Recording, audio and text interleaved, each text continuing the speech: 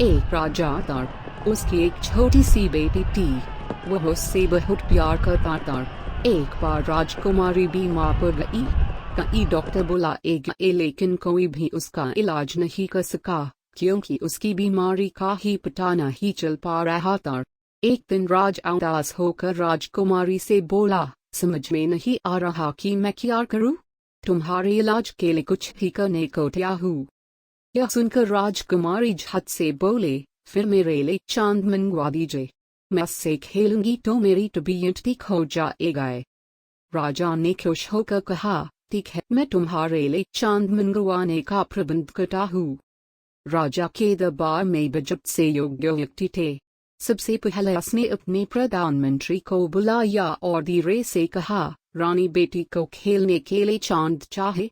आज नहीं तो कल रात जरूर आ जाना चाहे। चांद, प्रधानमंत्री ने आश्चर्य से कहा। उसके माथे पर पसीना आ गया। थोड़ी देर बाद वह बोला, महाराज, मैं दुनिया के किसी भी कोने से कोई भी चीज मंगा सकता हूँ, लेकिन चांद लाना मुश्किल है। राजा ने प्रधानमंत्री को तुरंत दरबार से जाने का आदेश दिया और कहा, प्रधान सेनापति को मेरे पास भेजो। प्रधान सेनापति के आने पर राजा ने उससे भी चांद लाने के लिए कहा, पर प्रधान सेनापति ने भी अपनी असमर्थता व्यक्त करते हुए कई टकते और अंत में बोला, चांद को कोई भी नहीं ला सकता। वह यहाँ से 1.5 लाख मील दूर है। राजा ने उसे भी चले जाने के लिए कहा। उसके बाद उसने अपने खजांची को बुलाया। वह भी राजकुमारी की मदद करने में असमर्थ रहा। जाओ, यहाँ से जाओ, राजा चीखा, और दरबारी जोकर को भेजो। जोकर ने आते ही झुककर सलाम किया और पूछा, सरकार, आपने मुझे बुलाया? हाँ राजा, वरोपरा, जब तक रानी बेटी को चांद नहीं मिलेगा तब तक उसकी तबीयत ठीक नहीं होगी।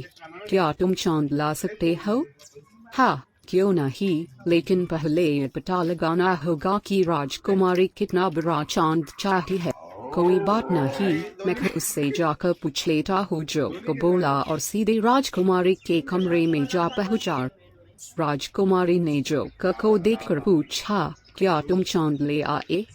एंडी, अभी नहीं, लेकिन जल्द ही ला दूंगा। पर ये तो बताओ कि चांद कितना बड़ा है? राजकुमारी ने कहा, मेरे अंगूठे के नाखून के बराबर, क्योंकि जब मैं आपके सामने अंगूठे का नाखून कर देती हूँ तो वह दिखाई नहीं देता। अच्छा, ये और बता दो कि चांद कैसी चीज का बना है और कितनी ऊंचाई पर है? चांद सोने का बना है, राजकुमारी बोले, और पेड़ के बराबर ऊंचाई पर है। ठीक है, आज रात को मैं पेड़ पर चढ़कर चांद उतार लाऊंगा, जोकर ने कहा और खुश होकर राजा के पास लौट आया। उसने राजा से कहा, मैं कल तक राजकुमारी के लिए चांद खिलौना ले आऊंगा, और उसने अपनी योजना राजा को बता दी। राजा योजना सुनकर बेहद खुश हुआ। अगले दिन दरबारी जोकर सुना से एक सोने का चांद बनवा कर ले आया। उसने यह चांद राजकुमारी को दे दिया। राजकुमारी बहुत खुश हुई। उसने चांद को जंजीर में डालकर गले में लटका लिया। उसकी तबीयत ठीक हो गई।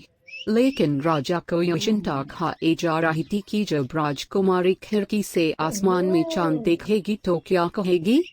वो सोचेगी कि उसके पिता ने उससे झूठा वादा किया था। रात को जब चांद निकला तो राजकुमारी उसे देखने लगी। राजा और जोकर उसके कमरे में खड़े थे। जोकर ने राजकुमारी से पूछा, अच्छा राजकुमारी, जरा ये तो बताओ कि जब चांद तुम्हारे गले में लटका है तो फिर आसमान में कैसे निकल आया?